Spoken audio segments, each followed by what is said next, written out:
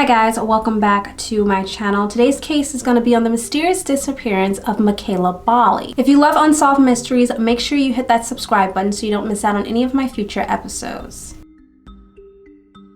This case has to be one of the most mind-boggling cases in the history of unsolved disappearances. There's so much CCTV footage and so little answers to what exactly happened to Mekayla. On April 12, 2016, 16-year-old Mekayla Bali was planning to take a trip to Regina. According to her friends, they last saw her at Sacred Heart High School in Yorktown when she vanished without a trace. She was a huge fan of the Hunger Games and video games like League of Legends. Her hobbies included playing the violin and photography. Mekayla was raised by her mother in a single-family home. Her mother describes her as the sweet, shy, quiet type who loved to read books. She claims Mekayla wasn't very adventurous and did not like to go out. However, Mekayla was quite popular amongst her group of friends in high school. They say although Mekayla didn't smoke, she would occasionally hang out at the smoke area of the high school with the other smokers and kids just to chat and just be friendly, but that she didn't smoke. Mekayla's friends also say that she wasn't into using drugs, but that one day she did show them a penicillin pill and claimed that it was an oxycodone. Mekayla did not have a boyfriend at the time, but was using anonymous apps to meet and communicate with other people. On the days leading up to Mekayla's disappearance, she received a bouquet of flowers to her high school. She never disclosed to anyone who had sent the flowers. Her friend Hannah pointed out how weird it was that the flowers came in just a plain cardboard box instead of wrapped nicely. Now, police did identify the sender but has not released that information to the public. On April 11th, a day prior to her disappearance, she talked about going on vacation to her friends. According to Mekayla's teacher, she seemed upset that day during class. Afterwards, she contacted her friend Osana asking if she could take her to the bank the next day. She said Mekayla made it really clear how important it was to her to make it to the bank the next day. Mekayla later called customer service at TD Bank to check on her account balance at least 3 times. She also transferred $25. Later that night, she spoke with an ex-boyfriend, Shelby, and a friend, Amy. Amy claimed that Mekayla mentioned a man named Christopher who was coming to Sashkawa to meet her. RCMP did a thorough investigation into this case. They were able to recover a tremendous amount of CCTV footage to track Mekayla's movements leading up to the time of her disappearance. The last images captured of her was at Saskatchewan bus station at 1:45 p.m. One of the biggest issues that investigators had was the method in which Mekayla would communicate, mostly through social media apps like Snapchat, Instagram, and things like that. And as you guys know, those messages disappear after a certain period of time, which made it extremely difficult to recover because of the legal proceedings surrounding access to those messages. From these apps, police found that Mekayla also used the app called Kik. This app has been known in the past to have some really dark and disturbing controversies. Authorities claim that this app has been used by kidnappers to groom young girls. Because of the way Kik app is set up, people can talk to each other without any filters or approval, such as a friend request. This allows anyone, even complete strangers, to be able to contact you. According to CBC News, Mekayla's movements seemed erratic that day. They said she walked to various businesses around town, at times appearing to be looking for someone and trying to get money. I'm going to be inserting some information from the Missing Children's of Canada's website. April 12th, the day of Mekayla's disappearance, at 6:41 a.m., Mekayla texted her friend for a ride to the bank.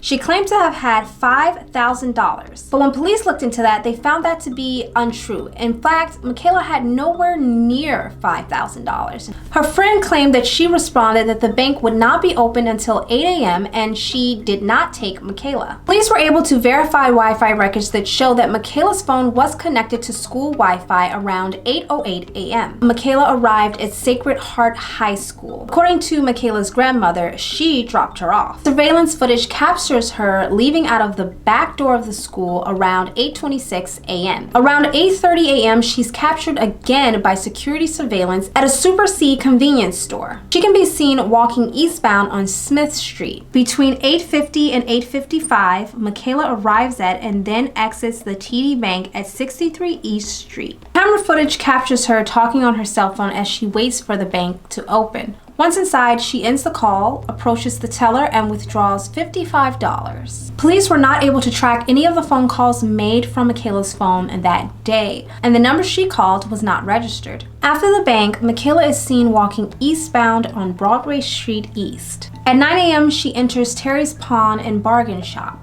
The owner claimed that she tried to pawn a silver ring, but the value of the ring was too low, so she left the shop. Around 9:15 a.m., surveillance captures her inside of a Wendy's and Thornton's restaurant. This is where her behavior becomes extremely bizarre. Mekayla buys a drink and sits down at a booth with her backpack next to her. In the footage, you can see her turning around every now and again, looking towards the entrance door. At 9:20 a.m., Mekayla is seen leaving the restaurant out of one of its two exits. Then she returns, but only to leave through the other exit. She re-enters the restaurant at 9:45 a.m. and she's talking on her phone. She appeared to be waiting on someone as she faced the doors. She would also look out the window and check her phone periodically, as though she was waiting on someone.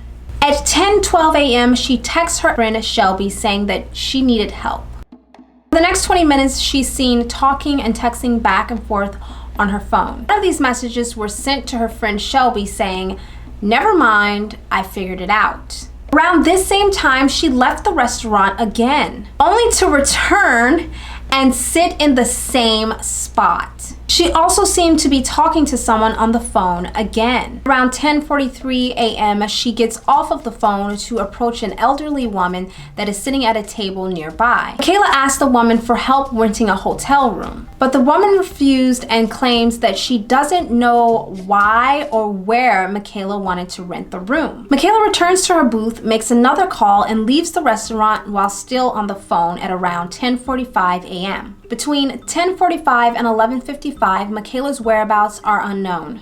At 11:55, she texts Shelby saying, "I'll see you at lunch." Between 11:59 a.m. and 12 p.m., Mekayla is seen entering Sacred Heart High School. She met with two students, Alec Clarkson and Joanna Buckle. They claimed Mekayla told them she was going to take a bus to Regina for vacation. At 12:02 p.m., Mekayla leaves the school and heads to the bus station. An employee recalls seeing her around noon. Mekayla wanted to know what time the bus was leaving, and the attendant told her that the bus would be leaving at 5 p.m. She did not buy a ticket. Between 12:15 and 1 p.m., she was seen purchasing a meal at the Trail Stop restaurant at the bus depot. Between 1 p.m. and 1:45, Mekayla leaves the bus station. Around 3:40 p.m., Mekayla's grandmother is waiting to pick her up, but she never shows. At 4 p.m., Mekayla misses her violin rehearsal. About 4 hours later, Mekayla is reported missing. By 7 a.m. the next day, Mekayla's cell phone was turned off. Still to this day, there has been no activity on her social media, except for a message she had been sent on Snapchat.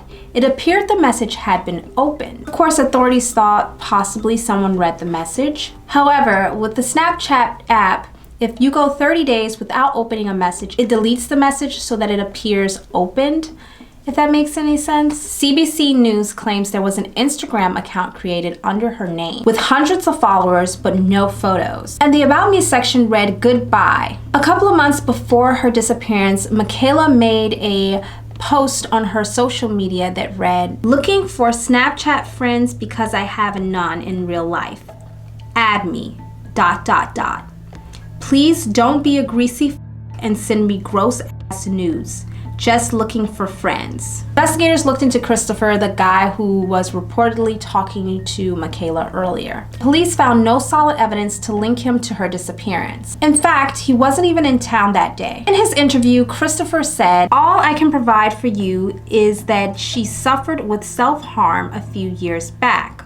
Back then, I was helping those who struggled, and I encouraged her to fight against self-harm and to look to God. Police do not believe Mekayla was suicidal around the time that she went missing. However, there is documentation that corroborates Mekayla's self-harm story on the Interpol database. Her friends say she was also talking to a guy named Josh. The only Josh they were able to track down said that he hadn't spoken to her in years and they only knew each other through a youth group gathering. Police found no evidence to indicate his involvement. Police also looked at a man claiming to be Mekayla's father. Mekayla didn't know who her father was at the time, but wanted to meet him according to friends. That man was Rick Breet.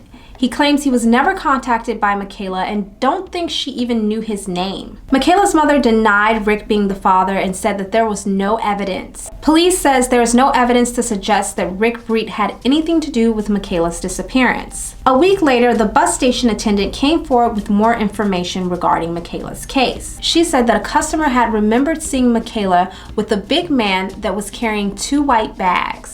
They said he had a tattoo of a cross with a flame on his left arm. When police tracked him down, he said that he was just holding the door for her and that they were not together. After an intensive investigation, police believe that Mekayla did not get on the bus or even left the town. What do you guys think about this case? Please let me know in the comments down below. If you like videos like these, check out my last episode. I will leave it linked on the screen right here. As always, don't forget to like, comment, and subscribe if you don't want to miss out on any of my future episodes, and I will see you guys next week. Bye!